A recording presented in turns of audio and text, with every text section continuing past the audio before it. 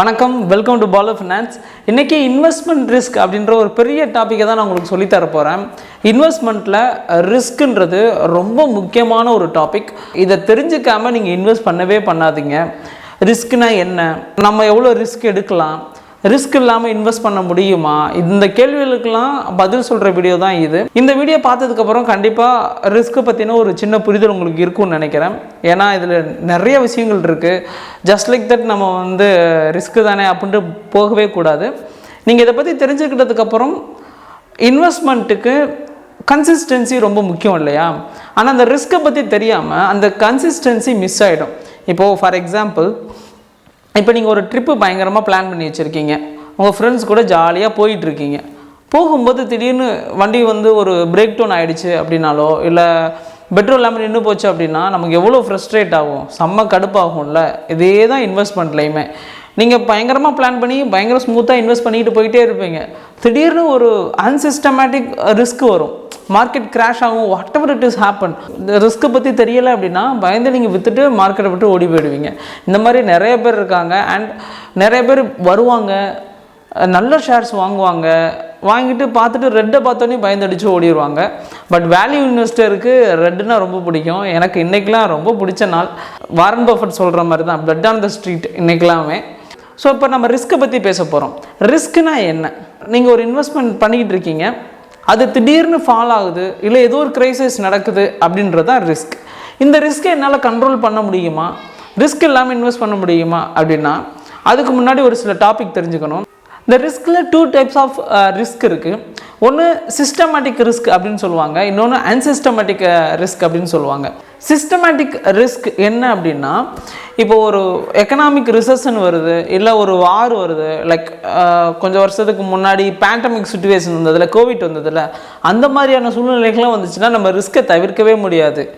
But unsystematic risk அப்படின்னா, நீங்கள் ஏதோ ஒரு கம்பெனியை நம்பி உங்களுடைய ஃபுல் அமௌண்ட்டையும் போட்டு வச்சுருந்தீங்க அப்படின்னாலும், இல்லை ஏதோ ஒரு பர்டிகுலர் ஸ்டாக்கில் உங்கள் அமௌண்ட்டை போட்டு வச்சுருந்தா, இல்லை பர்டிகுலர் செக்டாரில் நீங்கள் ஒரு அமௌண்ட்டை போட்டு வச்சுருந்து அது லாக் ஆகிட்டு அந்த செக்டாரில் ஏதோ ஒரு பேட் நியூஸ், இல்லை நீங்கள் இன்வெஸ்ட் பண்ணி வச்சுருக்க கம்பெனியில் பேட் நியூஸ் ஆகி அது ஃபால் ஆச்சு அப்படின்னா உங்கள் டோட்டல் போர்ட்ஃபோலியோவே பயங்கரமாக ஃபால் ஆகும்.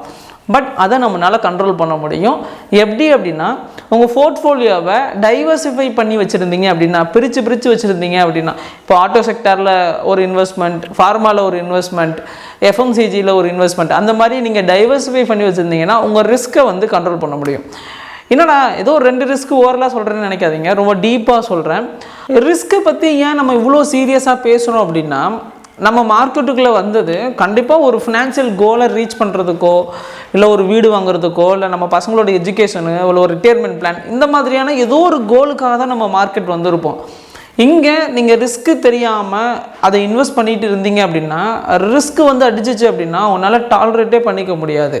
ஸோ உங்களுடைய டாலரன்ஸ் எவ்வளோ அப்படின்றதெல்லாம் நீங்கள் தெரிஞ்சு இன்வெஸ்ட் பண்ணினீங்க அப்படின்னா உங்களுடைய ஃபினான்ஷியல் கோலை நீங்கள் அச்சீவ் பண்ண முடியும். அண்ட் நான் ரீசெண்டாக ஒரு புக்கில் படித்தேன், நம்ம மார்க்கெட்டுக்கு வந்திருக்கோம், சம்பாதிக்க வந்திருக்கோம், நிறையா ஏர்ன் பண்ணணும், அதெல்லாம் மகிழ்ச்சி தான். பட் ஒரு நம்பரை ஃபிக்ஸ் பண்ணிவிட்டு நான் 1 கோடி ரூபா சம்பாதிக்கணும், 5 கோடி ரூபா சம்பாதிக்கணும், 10 கோடி ரூபா சம்பாதிக்கணும் அப்படின்னு ஒரு நம்பரை ஃபிக்ஸ் பண்ணிவிட்டு அதுக்காக ஒர்க் பண்ணுங்கள், நீங்கள் ரீச் பண்ணிடுவீங்க. பட் ரிஸ்க்கை பற்றி நான் டீப்பாக சொல்ல போகிறேன். இந்தியன் இன்வெஸ்ட்மெண்ட்டில் என்னென்ன ரிஸ்க்கெல்லாம் இருக்குது அப்படின்னு நீங்கள் தெரிஞ்சுக்கிட்டீங்க அப்படின்னா உங்களுக்கு ரொம்ப யூஸ்ஃபுல்லாக இருக்கும்னு நான் நம்புகிறேன். இப்போ நம்ம மார்க்கெட்டில் ஒரு 5 டைப் ஆஃப் ரிஸ்க் இருக்குது. அதில் ஃபஸ்ட்டு ரிஸ்க் என்னென்னா மார்க்கெட் ரிஸ்க். ஆல்ரெடி சொன்னால சிஸ்டமேட்டிக் ரிஸ்க் தான் மார்க்கெட் ரிஸ்க். ஒரு நம்ம நாட்டுக்கும் வேறு நாட்டுக்கும் வார் வந்துச்சு அப்படின்னா, ஒரு ரிசெஷன் வந்துச்சு, இல்லை கோவிட் மாதிரியான ஒரு சுச்சுவேஷன் வந்தது, இல்லைன்னா 2008 கிராஷஸ் மாதிரி வந்தது, சத்தியம் கம்ப்யூட்டர்ஸ் அந்த மாதிரி ஏதாவது ஒரு ஸ்கேம் வந்தால் கூட மார்க்கெட் பயங்கரமாக அடி வாங்கும். அது நீங்கள் எவ்வளோ டைவர்சிஃபை பண்ணி வச்சுருந்தாலும் சரி, சிங்கிள் ஸ்டாக்கில் நீங்கள் போட்டு வச்சுருந்தாலும் பயங்கரமாக அடி வாங்கும். அதை நம்ம தவிர்க்கவே முடியாது. மார்க்கெட் ரிஸ்க்லேருந்து நம்ம தப்பிக்கவே முடியாது. பட் மார்க்கெட் ரிஸ்க்கு நம்ம காலநிலையில் நடந்துச்சு அப்படின்னா அது நம்ம நிறைய அக்குமுலேட் பண்ணக்கூடிய ஒரு டைமாக தான் நம்ம அதை கன்சிடர் பண்ணிவிட்டு நிறைய வாங்கணும். And second credit risk. இந்த கிரெடிட் ரிஸ்க் யாருக்கும் கண்டிப்பாக தெரிஞ்சுக்கணும் அப்படின்னா, ஒரு 40 to 50 ஏஜ் இருக்கவங்க என்ன பண்ணுவாங்க அப்படின்னா, ஸ்டாக்ஸ்லேயும் இன்வெஸ்ட் பண்ணுவாங்க. அதே சமயத்தில் எஃப்டி, பாண்டு, டெபென்ச்சர்ஸ் இதில் எல்லாமே வந்து அவங்க இன்வெஸ்ட் பண்ணுவாங்க. ஏன்னா அவங்க போர்ட்ஃபோலியோ வந்து அவங்களுடைய கேபிட்டலும் மிஸ் ஆகிடக்கூடாது, அதே சமயத்தில் அவங்க ரிட்டர்ன்ஸும் பார்க்கணுன்றதுக்காக கொஞ்சம் மாடரேட்டாக தான் அவங்க ரிஸ்க் எடுப்பாங்க. பட் இதுக்கு முன்னாடி கிரெடிட் ரிஸ்க்கை பற்றி அவங்க தெரிஞ்சிருக்கணும். இப்போ பாண்டுலேயுமே பயங்கரமான ரிஸ்க் இருக்குது. ஏன்னா பாண்டில் நம்ம ஒரு ஃபிக்ஸ் பண்ணியிருக்க இன்ட்ரெஸ்ட்டில் நமக்கு இன்ட்ரெஸ்ட் வந்துக்கிட்டே இருக்கும். பட் நம்ம ஏதோ ஒரு கம்பெனியில் தான் நம்ம வந்து பாண்ட் வாங்கியிருப்போம் இல்லையா, ஏதோ ஒரு கார்ப்பரேட்டில் தான் வாங்கியிருப்போம்.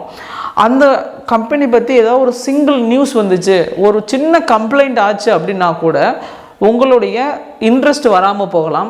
அதை தாண்டி உங்களுடைய கேபிட்டலில் ரிட்டர்ன் கிடைக்காம கூட போகலாம். பாண்டில் அவ்வளோ ரிஸ்க் இருக்குது. அதுதான் கிரெடிட் ரிஸ்க். இப்போ பாண்ட்ஸ்லேயுமே பார்த்தா AAA, AA, BBB, BBB அப்படின்ற கிரெடிட் ஸ்கோர் எல்லாமே கொடுப்பாங்க. அதை வச்சு தான் பாண்ட் வாங்குவாங்க. பட் இதையுமே நீங்கள் தெரிஞ்சுக்கணும், கிரெடிட் ரிஸ்க்கு அப்படின்றது இருக்குது. இப்போ AAAல இருக்கிற பாண்டில் ஒரு நியூஸ் வந்தால் கூட அது பயங்கரமாக விழுகிறதுக்கான சான்சஸ் நிறையாவே இருக்குது. ஸோ ரிஸ்க்கு பற்றி கண்டிப்பாக தெரிஞ்சு தான் பாண்டாக இருந்தாலும் சரி, எஃப்டியாக இருந்தாலும் சரி, ரிஸ்க் இல்லாத இன்வெஸ்ட்மெண்ட் இல்லவே இல்லை. அது தயவு செஞ்சு தெரிஞ்சுக்கோங்க. ஏன்னா மார்க்கெட் ரிஸ்க் வந்துச்சுன்னா டோட்டலாக எல்லாமே காலி. அண்ட் இந்த மாதிரி கிரெடிட் ரிஸ்க் வந்துச்சுன்னா நீங்கள் யூஸ்ஃபுல்லாக ஒரு பேசிவாக நீங்கள் ஜென்ரேட் பண்ணுற இன்கமும் அடி வாங்கும். அண்ட் தேர்ட் வந்து லிக்விடிட்டி ரிஸ்க்குன்னு சொல்லுவோம். லிக்விடிட்டி ரிஸ்க் என்ன அப்படின்னா, இப்போது பேண்டமிக் சுச்சுவேஷன்ஸில் அது நிறைய பேர் ஃபேஸ் பண்ணியிருப்பீங்க. இப்போ நீங்கள் அதை ஃபீல் பண்ணணுன்னா, ஏதாவது ஸ்மால் கேப் கம்பெனிலாம் பார்த்தீங்கன்னா நமக்கு நல்ல ரிட்டர்ன்ஸ் கொடுத்துருக்கோம், 100% ஏறி இருக்கும். ஆனால் நம்ம அதனால் விற்க முடியாது. ஏன் அப்படின்னா அந்த ஷேரில் வந்து லிக்விடிட்டி இருக்காது. லிக்விடிட்டினா என்ன அப்படின்னா, ஒரு ஷேரை யாரோ விற்பாங்க, நம்ம வாங்குவோம், இல்லை நம்ம விற்போம், யாரோ வாங்குவாங்க இல்லையா. அந்த ரேஷியோ இருக்குல்ல, ஒருத்தவங்க விற்கிறதுக்கும் ஒருத்தவங்க வாங்குறதுக்குமான ரேஷியோ இருக்குல்ல, அதுதான் லிக்விடிட்டி. யாராவது விற்றா தான் என்னால் வாங்க முடியும், இல்லை என்னால் வாங்கினா தான் வேறொருத்தவங்களால விற்க முடியும். இதுதான். எல்லாரும் போய்ட்டு அதை வாங்கணும்னே நினச்சிட்டு இருந்தா, எல்லாரும் வாங்கணும்னு நினைக்கிறோம், ஒருத்தவங்க கூட விற்கணும்னு நினைக்கல அப்படின்னா there is no liquidity. அங்கே லிக்விடிட்டியே இல்லை அப்படின்னு அர்த்தம். அந்த மாதிரி தான் பேண்டமிக் சுச்சுவேஷனில் எல்லாரும் அவங்க பயங்கரமாக விழுகும்போது ஐயோ போக போகுதுன்னு சொல்லிட்டு எல்லாருமே விற்க ஆரம்பித்தாங்க. எல்லாரும் விற்க ஆரம்பிக்கும் போது என்னாச்சு, மார்க்கெட்டே ஸ்டாப் ஆகிடுச்சு. ஏன்னா மார்க்கெட் 10%க்கு மேலே விழாது. அப்படிங்கும்போது எல்லாரும் விற்க ஆரம்பித்ததுக்கப்புறம் வாங்குறதுக்கு யாருமே இல்லை. பொத்துன்னு ஸ்டாக் விழுந்துச்சு. ஸோ அதுதான் வந்து லிக்விடிட்டி. ஸோ நம்ம என்றைக்குமே ஒரு ஷேரை வாங்கும்போது அந்த ஷேருக்கு நல்ல லிக்விடிட்டி இருக்கா, அது பயங்கர வொலாட்டில் ஸ்டாக்காக இருக்குது, அது அடுத்த பிரச்சனை. பட் லிக்விடிட்டியாக இருக்கா, நிறையா வாங்க விற்கணும் திறன் அங்கே இருக்கா அப்படின்றத பார்த்து நம்ம வாங்கணும். இந்த ஒரு ரிஸ்க்கை பற்றி கண்டிப்பாக நீங்கள் தெரிஞ்சுக்கணும். அண்ட் ஃபோர்த்து ஒன்று இன்ஃப்ளேஷன் ரிஸ்க்குன்னு சொல்லுவோம். இன்ஃப்ளேஷன் ரிஸ்க் அப்படின்னா, இப்போ எஃப்டி வந்து 6 to 7% கொடுப்பாங்க. ஆனால் இன்ஃப்ளேஷன் எவ்வளோவா இருக்குது, 8 to 9% இருக்குது.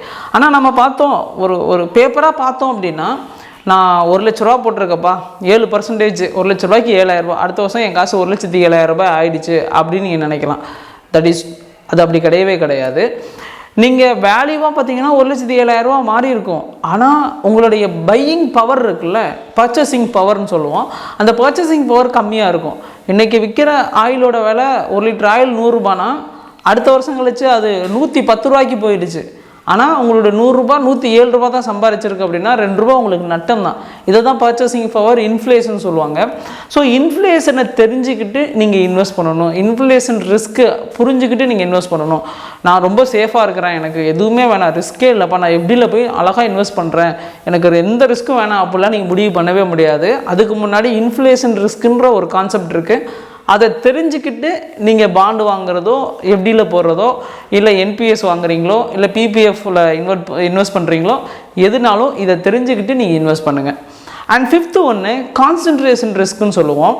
அந்த கான்சன்ட்ரேஷன் ரிஸ்க் என்ன அப்படின்னா, ஒரே ஒரு ஸ்டாக்கில் மொத்த காசையும் போடுறது, ஒரே ஒரு பாண்டில் மொத்த காசையும் போடுறது, மொத்தமாக என்கிட்ட ஒரு 50 லட்ச ரூபா இருக்குன்னா மொத்தமாக அதில் போட்டு வைக்கிறது. ஏன்னா வந்துச்சுன்னா பயங்கர ப்ராஃபிட்டில் 1% ஏறினாலும் நமக்கு செம்மையாக லாபம் சம்பாதிக்கலாம் அப்படின்ற நோக்கத்தில் மொத்தத்தையும் போய் காசை போடுறது.